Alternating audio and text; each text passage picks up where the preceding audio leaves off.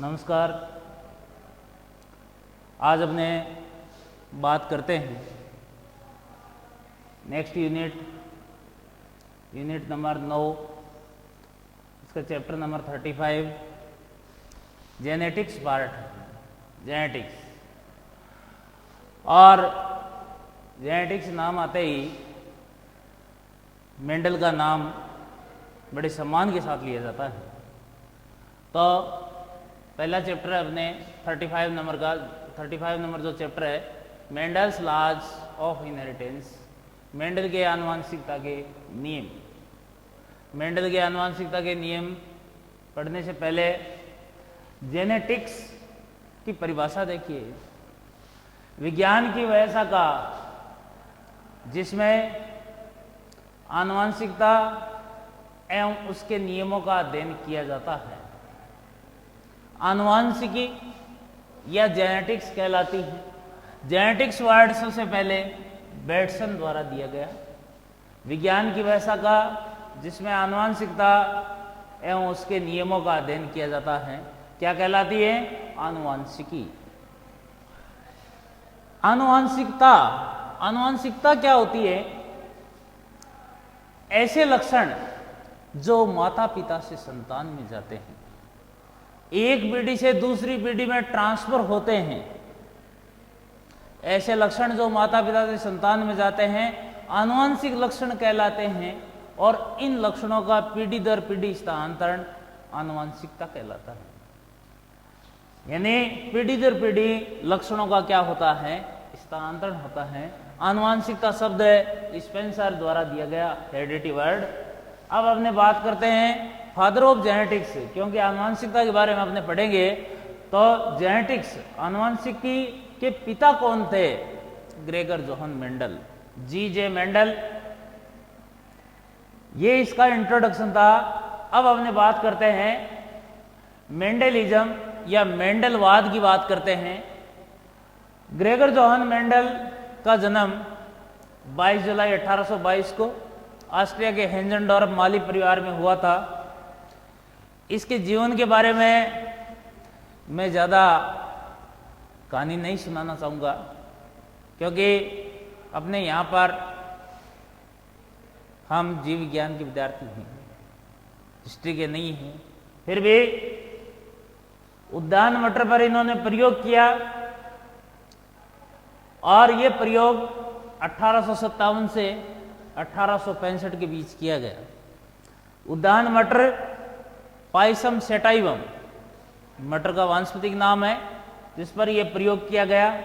और अपना शोध पत्र पादप संकरण प्रयोग natural history of Brunn society Austria को प्रस्तुत किया गया, और तात्कालिक मान्यता नहीं मिली।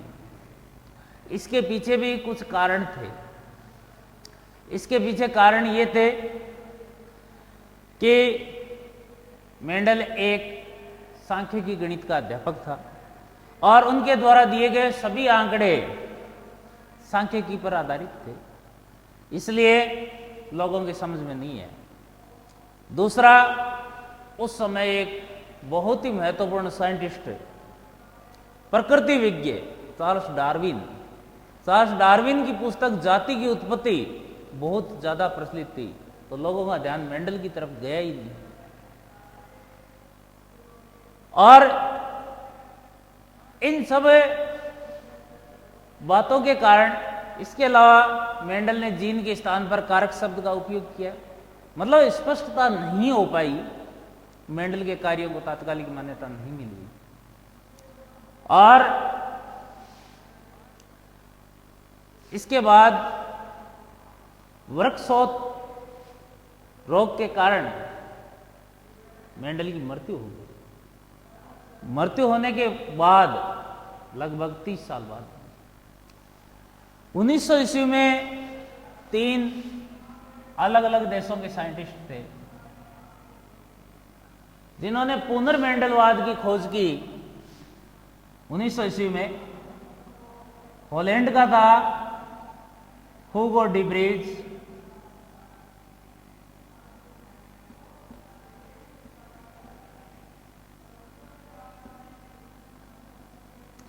जर्मनी का कार्ल कोरेंस,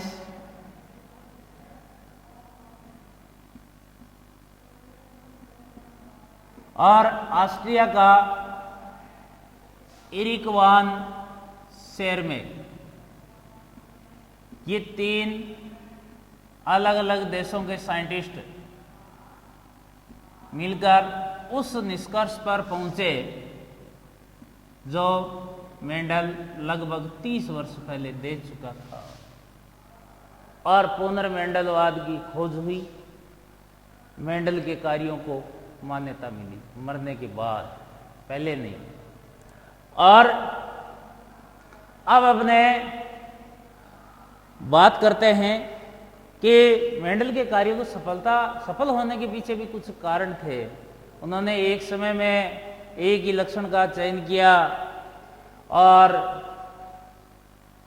पूर्णतया विश्लेषण आंकड़ों के आधार पर परिणाम प्राप्त हुए। इसके पीछे भी कई कारण हैं जो मेंडल को सफलता की ओर ले गए। अब अपने चर्चा करते हैं कि मेंडल ने अपना प्रयोग मटर के पादप पर किया तो क्या खास बात दिखाई दी डियर फ्रेंड्स ऐसी, जिसके कारण उन्होंने मटर के पौधे का ही चयन किया, अन्य पादप का चयन क्यों नहीं किया। तो देखते हैं, अपने बात करते हैं कि मेंडल ने अपने प्रयोग में मटर के पादप को ही क्यों चुना। इसके पीछे कई रीजन हैं, वो मैं आपको बता रहा हूं।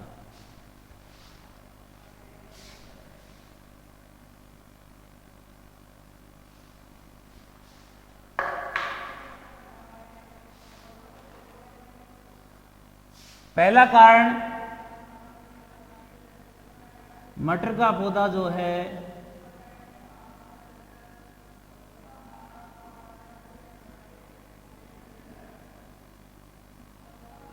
छोटा होता है, शाक है, और जिसकी वजह से ये कम जगह पर अधिक संख्या में लगाया जा सकता है। ये तो एक सुविधा ही है, ये विशेषता देखी।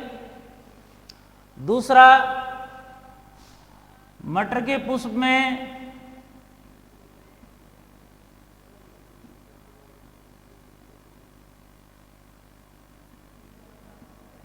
स्वपरागण होता है।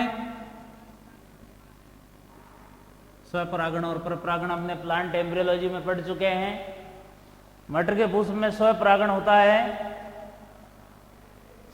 और अपनी इच्छा हो तो परपरागण भी आसानी से करवाया जा सकता है। ये सुविधा भी सही है। पौधा छोटा है, कम जगह पर ज्यादा संख्या में लगा सकते हैं। स्वपरागण होता है और परपरागण भी आसानी से करवाया जा सकता है। तीसरा,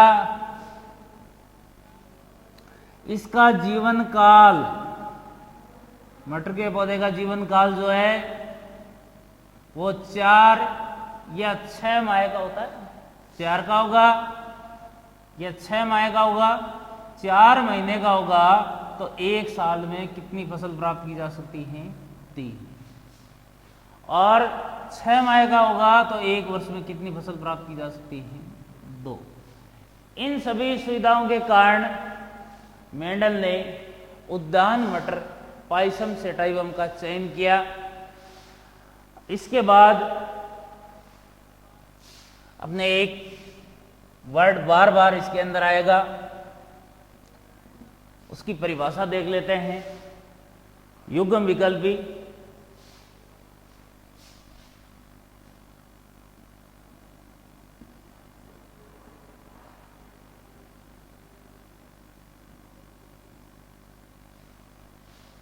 युग्म विकल्पी एक ही गुण को निरूपित करने वाले किसी जीन के 2 विपर्यासी स्वरूप, जैसे मान लो लंबा है, बोना है, लक्षण तो लंबाई का ही है, एक ही लक्षण को निरूपित कर रहा है। ये लंबे को निरूपित कर रहा है, ये बोने को निरूपित कर रहा है। तो एक ही गुण को निरूपित किया जा रहा है, किसको? लंबाई को, लेकिन स्वरूप अलग अलग है। स्वरूप अलग अलग है, लक्षण एक ही है लंबाई का। तो इनको क्या कहा जाता है? युग्म विकल्पी कहा जाता है। अब अपने बात करते हैं, मेंडल ने मटर के पौधे में 7 जोड़ी विपर्यासी लक्षणों का चयन किया जो उसमें पाए जाने वाले गुणसूत्रों की संख्या के आधार पर थे। 7 जोड़ी गुणसूत्र पाए जाते हैं और 7 जोड़ी विपर्यासी लक्षणों का चयन किया। तो 7 जोड़ी विपर्यासी लक्षण कौन कौन से हैं? मेंडल द्वारा मटर के पादप में चयन किए गए। इसको एक टेबल बनाते हैं अपने।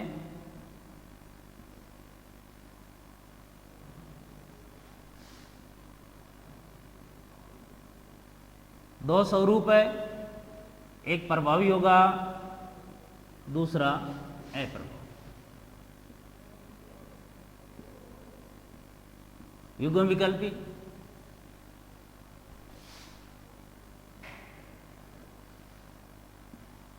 पहला लक्षण है पौधे की लंबाई।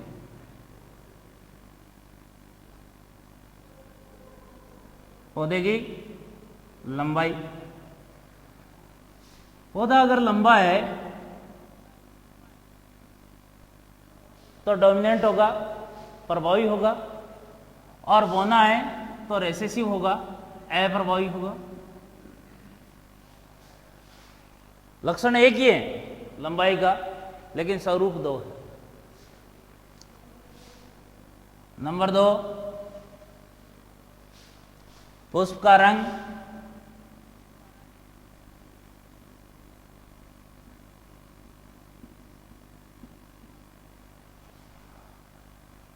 पुष्प का रंग अगर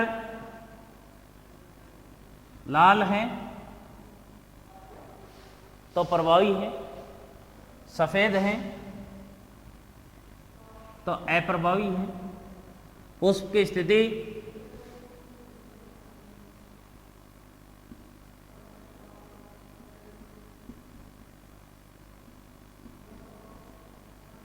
कक्षस्थ है तो डोमिनेंट होगा, अग्रस्थ है रेसेसिव होगा। नंबर 4, चौथे लक्षण की अगर अपने बात करें तो एक लक्षण ले लेते हैं फली का। फली का रंग,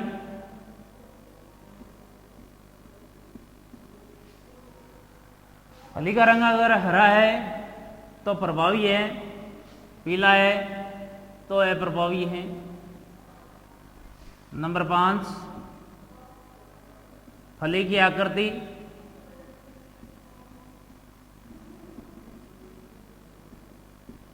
अगर फूली हुई है प्रभावी है, संकीर्णित है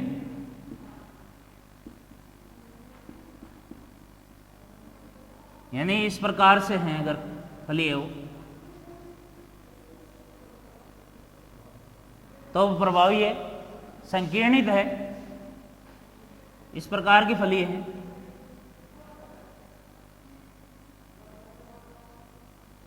ये प्रभावी हो। नंबर 6, बीज की आकृति,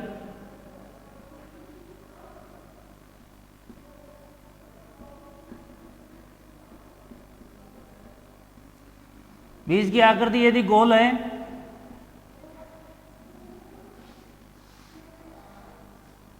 तो प्रभावी है, झुर्रीदार है, रिंकल है, अप्रभावी है।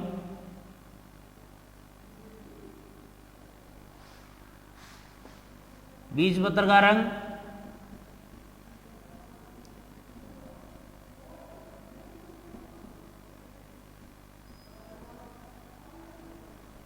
बीज पत्र का रंग यदि पीला है, येलो कलर का है तो प्रभावी होगा, और हरा है तो अप्रभावी होगा। ये 7 जोड़ी विपर्यासी लक्षणों का चयन मेंडल द्वारा किया गया। अब अपने बात करते हैं मेंडल द्वारा किए गए प्रयोग। मेंडल द्वारा किए गए जो प्रयोग अपने शोध पत्र में प्रस्तुत किए गए थे, एक संकर संकरण प्रयोग और दूसरा है द्विसंकर संकरण प्रयोग।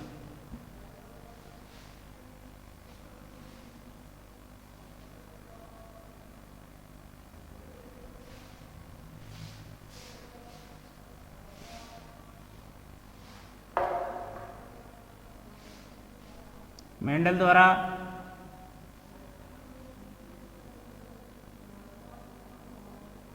किए गए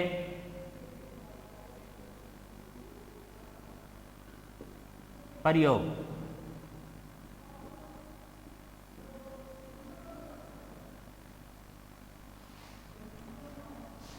नंबर 1, मोनोहाइब्रिड क्रॉस, यानी एक संकर संकरण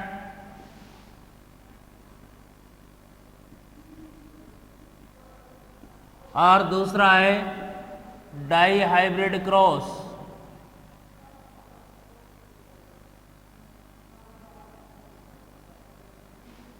द्विसंकर संकरण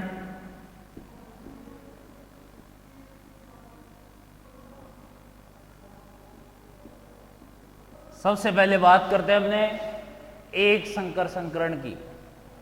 एक का मतलब नाम से स्पष्ट है, एक जोड़ी विपर्यासी लक्षणों को लेकर दो जनकों के मध्य करवाया गया क्रॉस एक संकर संकरण कहलाता है। देखते हैं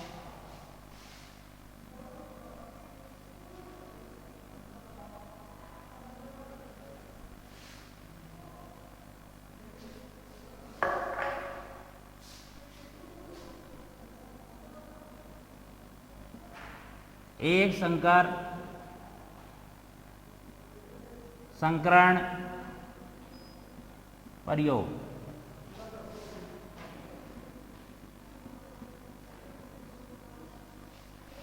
एक संकर संकरण प्रयोग जो है ये होगा एक जोड़ी विपर्यासी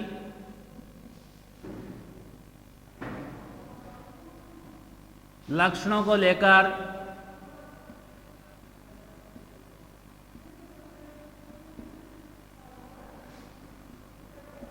दो जनकों के मध्य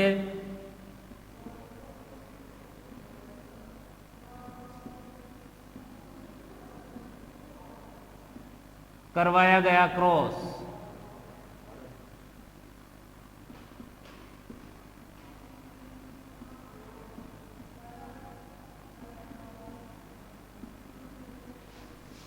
एक संकर संकरण कहलाता है।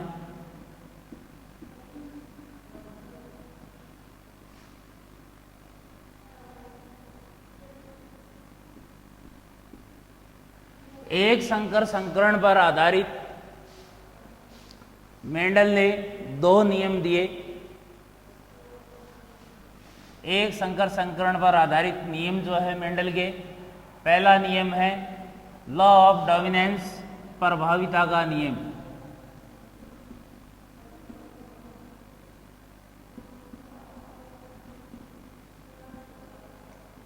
दूसरा नियम है पृथक्करण का नियम।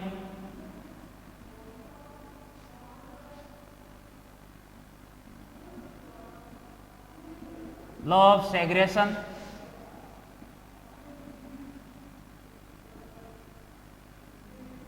Dominance, law of segregation.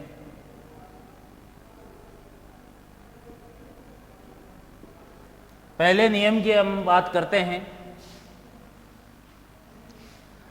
हाँ, तो एक संकर संकरण का मतलब है एक जोड़ी विपर्यासी लक्षण को लेकर दो जनकों के बीच करवाया गया क्रॉस। जैसे मान लो एक जोड़ी विपर्यासी लक्षण ले लिया, पौधे की लंबाई, एक तो ये तो हो गया प्रभावी, पौधा लंबा है। दूसरा हो गया ये है प्रभावी, पौधा बोना है।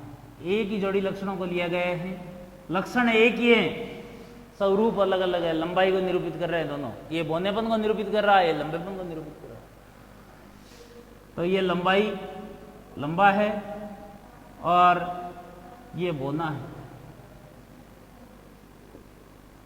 इन दोनों के बीच में हमें क्या करवाना है, क्रॉस करवाना है। तो सभी पौधे हाइब्रिड प्राप्त होते हैं संकर लंबे, जिसमें लंबेपन का गुण प्रभावी और बोनेपन का गुण अप्रभावी होता है। इसको ऐसे समझिए कि आपके पास में एक कटोरी में रेड कलर है, दूसरी में व्हाइट कलर है, दोनों को आपने मिक्स कर दिया तो कौन सा कलर ज़्यादा दिखेगा, रेड। इसका मतलब 5 लंबे आदमी है और उनके पीछे 5 बोने आदमी खड़े कर दिए तो 5 लंबे आदमी हमें दिखेंगे, बोने आदमी नहीं दिखेंगे। मतलब ये हुआ कि प्रभावी लक्षण है वो प्रकट होंगे, अप्रभावी लक्षण प्रकट नहीं होंगे। फिर मेंडल ने क्या किया, ये जो पीढ़ी प्राप्त हुई इसका नाम दिया F1 पीढ़ी और इसका फिर क्रॉस करवा दिया किसके साथ में, इनके साथ में। और अब आगामी पीढ़ी में अनुपात अलग आता है। इन सभी की चर्चा अपने इन मेंडल के दोनों नियमों में करेंगे जो एक संकर संकरण पर ही आधारित है। तो नेक्स्ट वीडियो में अपने बात करते हैं मेंडल के एक संकर संकरण पर आधारित प्रयोग। धन्यवाद।